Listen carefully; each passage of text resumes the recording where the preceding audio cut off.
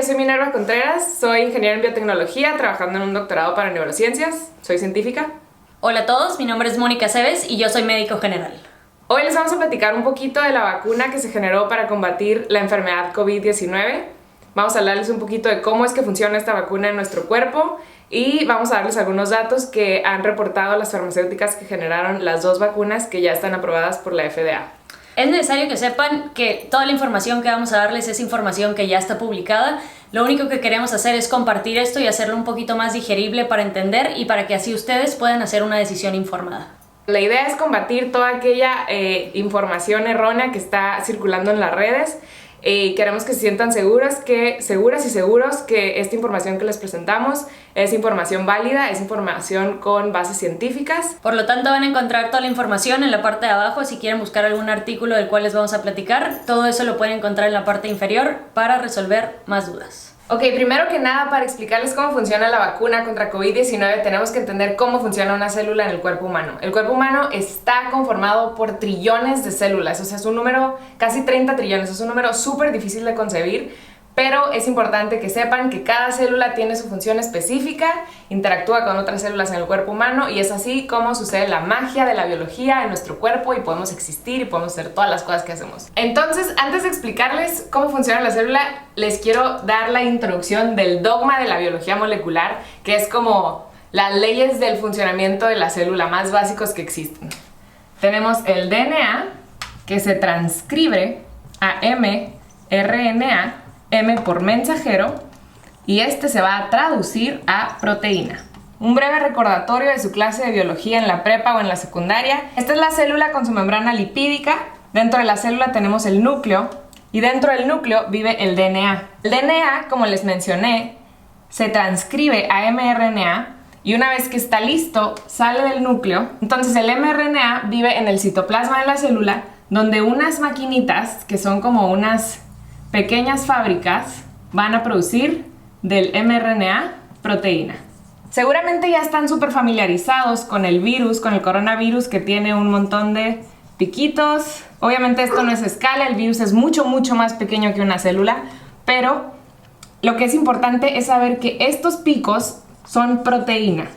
En inglés se conocen como spike protein, en español pues no sé, picos de proteína del SARS, que es el virus que causa el COVID-19, SARS-CoV-2. Entonces, desde aquí ya tenemos que estar pensando que el mRNA va a producir proteína, ¿verdad? En la célula humana, el mRNA, con ayuda del ribosoma, traduce a una proteína. ¿Cuál es la proteína de nuestro interés para este video? La proteína pico o la proteína spike protein del SARS-CoV-2. Las vacunas que se generaron para combatir al virus SARS-CoV-2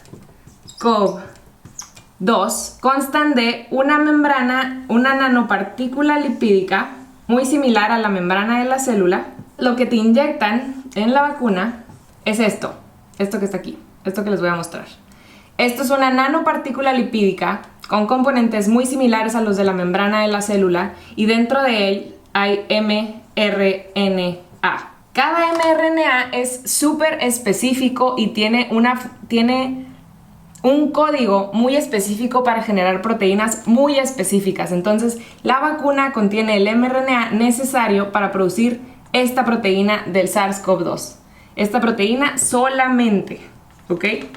Entonces, cuando esto se inyecta a nuestro cuerpo, esta membrana lipídica de la vacuna se va a incorporar con la membrana de nuestra célula y entonces va a introducir a nuestra célula el mRNA. Algo muy importante de recordar es que el DNA está en el núcleo y por ninguna manera el mRNA va a llegar al núcleo. Entonces, el mRNA se introduce a nuestras células humanas y con ayuda del ribosoma, que les dije que es la pequeña fabriquita que hace la proteína, va a leer este mRNA, que en realidad es como una cadena de nucleótidos, lo va a leer y va a generar esta proteína, que es la proteína característica del virus del SARS-CoV-2.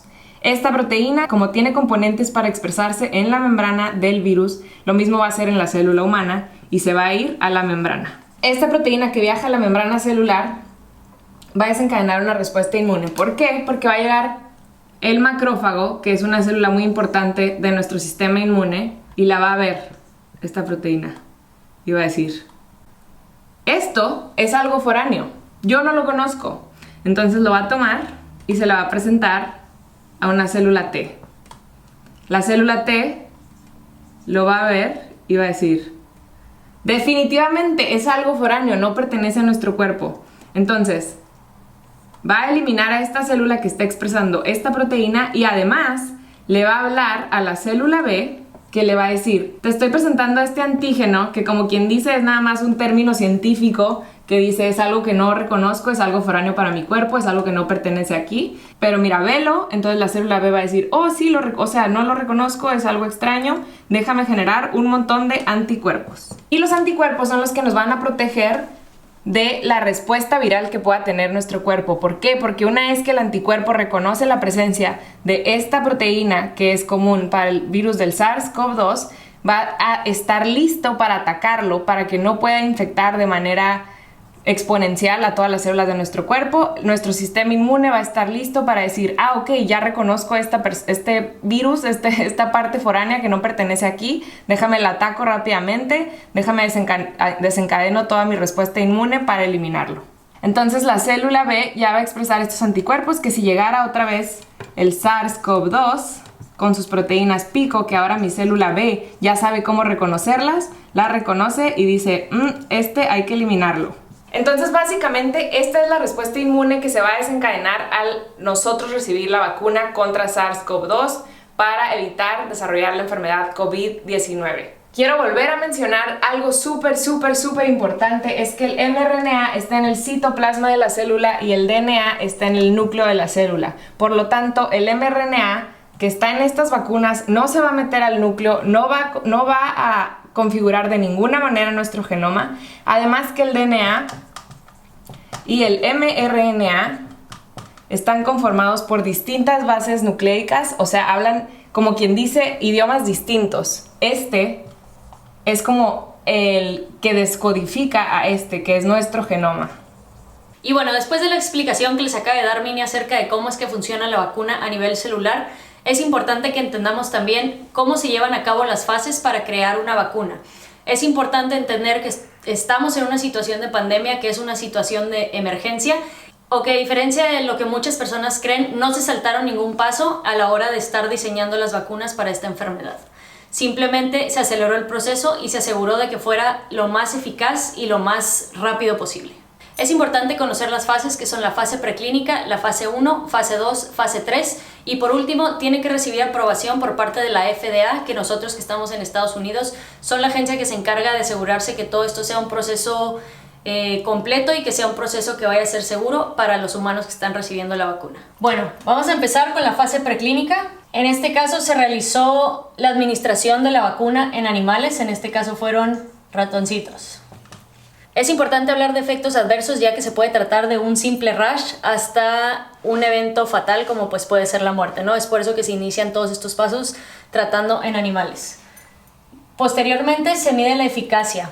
La eficacia es una palabra bastante interesante, ya que mide diferentes parámetros. Puede ser muy eficaz para que la persona, aún siendo positiva o aún contagiándose, no manifieste síntomas. Que como pudimos ver por todo lo que dicen los medios, por todo lo que dicen las noticias, los síntomas eran súper variados, desde una simple gripa hasta la muerte por el fallo respiratorio. Entonces, eficacia en que la persona se contagiara pero no presentara síntomas, o bien la eficacia en el hecho de que el animal no se contagiara después de recibir la vacuna y pues obviamente no presentara síntomas.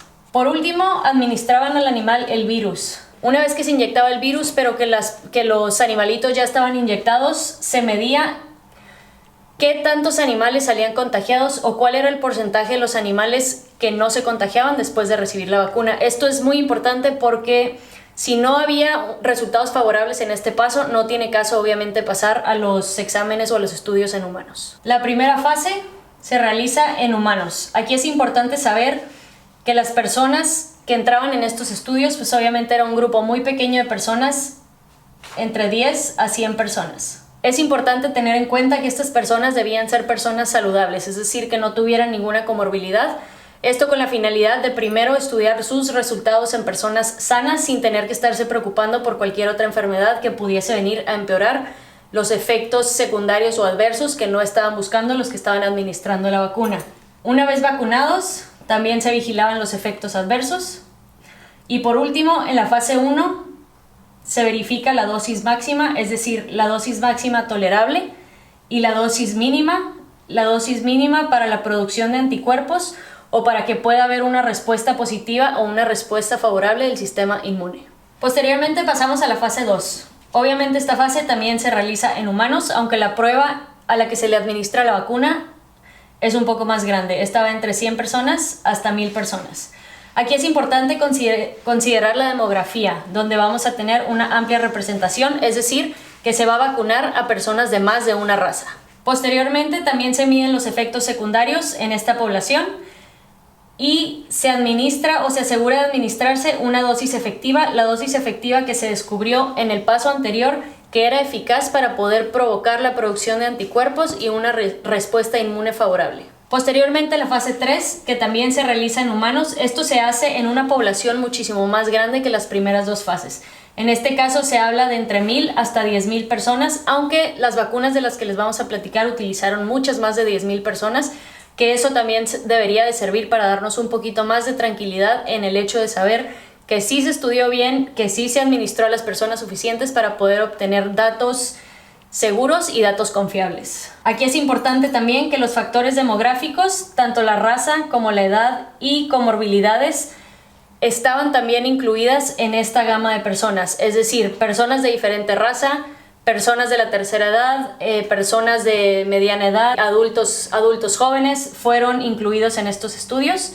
Y las comorbilidades. Aquí no debían ser exclusivamente personas sanas, sino personas con cualquier enfermedad que se puedan imaginar podía formar parte de este estudio. Esto también con la finalidad de asegurarse que tuviera efectos benéficos o efectos positivos en cualquier persona de la población que se vaya a administrar esta vacuna. Y en esta fase será muy importante el monitoreo. El monitoreo se les dio a las personas que obviamente recibieron la vacuna, se verificó si presentaron o si no presentaron síntomas, se realizaron PCRs de manera aleatoria, es decir, sin que las personas manifestaran ningún síntoma o ningún signo, se les realizaba el estudio para ver cuántas personas salían positivas y cuántas no, o bien las personas que presentaban síntomas o que sí eran sintomáticos, también se les realizaba la prueba para ver cuál era el resultado. Ok, después de haberles explicado cómo funcionaría la vacuna a nivel celular en nuestro cuerpo, después de que Moni ya les habló de las fases, la FDA ha aprobado 2 vacunas contra COVID-19, una por la farmacéutica Pfizer y otra por Moderna. Bueno, los estudios de Pfizer se realizaron en alrededor de 43,000 personas, en donde se aplicó a la mitad de estos participantes un placebo y a la mitad sí se les administró la vacuna. Es decir, 1-1 sí recibían la vacuna y el otro recibía otra sustancia que no tenía nada que ver con la vacuna, que es inocua para el cuerpo y que no tenía ningún efecto sobre el virus. Fue muy interesante que después de 28 días se detectaron 170 casos positivos. De estos 170 casos positivos, después, por medio de su monitoreo, se vio que 162 personas eran personas que habían recibido placebo, es decir, que no habían recibido la vacuna, y únicamente 8 de este grupo fueron los que marcaron o dieron positivo después de haber recibido la vacuna. Es de aquí de donde sacan ellos su eficacia, en donde dieron un 95% de eficacia, ya que muy pequeño porcentaje de los que recibieron la vacuna salieron positivos. En el caso de la vacuna realizada por Moderna, su estudio involucró 30,000 personas. De esas 30,000 personas, lo mismo, 50% placebo, 50% recibieron la vacuna. Se reportaron 196 casos positivos con el contagio del virus SARS-CoV-2 que da origen a la enfermedad COVID-19. De estos casos, solamente 11 fueron personas que habían recibido la vacuna y aún así se pudieron contagiar del virus. Pero es importante notar que tuvieron 30 casos severos en sus 196 personas que diagnosticaron positivo con el virus, y de estos 30 casos severos, todos habían recibido placebo en lugar de la vacuna. Entonces, su porcentaje de eficacia para la vacuna de Moderna es de 94.1%. Otro dato importante es que no hubo efectos adversos severos que estuvieran directamente correlacionados con la administración de la vacuna. Algunos efectos adversos que se reportaron fueron fatiga, dolor de cabeza, dolor en el área donde se colocó la inyección de la vacuna, que todo se espera si alguna vez han recibido una vacuna de la influenza, estar familiarizados un poco con este tipo de síntomas, que significa que tu sistema inmune está trabajando. Y bueno, después de hablarles de los estudios que hicieron estas dos farmacéuticas, creemos que el número o el porcentaje de eficacia es bastante alto, por lo tanto nosotros consideramos que es una posibilidad administrarnos la vacuna. Bueno, y otra vez, no desconfíen de la velocidad con la que se llevó a cabo este proceso. Aún así fue un proceso largo, como quien dice, porque se tenían que cumplir con todas estas fases. Teníamos que darle seguimiento a que toda la gente que recibió la vacuna tuviera una respuesta inmune favorable, que pudiera combatir el virus, que no presentaran efectos adversos severos que fueran alarmantes. Entonces, todo esto fue gracias a que hubo una gran colaboración entre diferentes agencias gubernamentales que pudieron acelerar este proceso, y es muy importante para nosotros compartir lo que sabemos o presentarlo de manera digerible para todos ustedes, para todas ustedes, que puedan ustedes realizar una decisión más informada. Nosotras creemos en la ciencia, creemos que este fue una misión extraordinaria que se logró gracias a todo este avance científico que hemos tenido últimamente. Se conocía ya el SARS-CoV-1, que es un coronavirus que se estudió hace algunos años, y gracias a eso teníamos ya las bases. Digo, nosotros no trabajamos directamente en el desarrollo de la vacuna, pero hablamos como todos los de la ciencia. Ya tenían las bases para poder generar esta nueva vacuna. Entonces es un sistema que ahora es increíble, es una tecnología súper avanzada a nivel científico, donde las células humanas están haciendo el trabajo, pero bueno, no me voy a explayar en lo que considero que de verdad es como que un logro extraordinario para la ciencia. Yo me lo voy a poner. Yo también. Queremos que sepan que también es muy importante, y es importante ponerlo sobre la mesa, que a pesar de que ya se descubrió o que ya se sabe que la eficacia de la vacuna es muy muy alta, aún no se sabe cuánto tiempo permanecerás protegido después de administrarte la vacuna.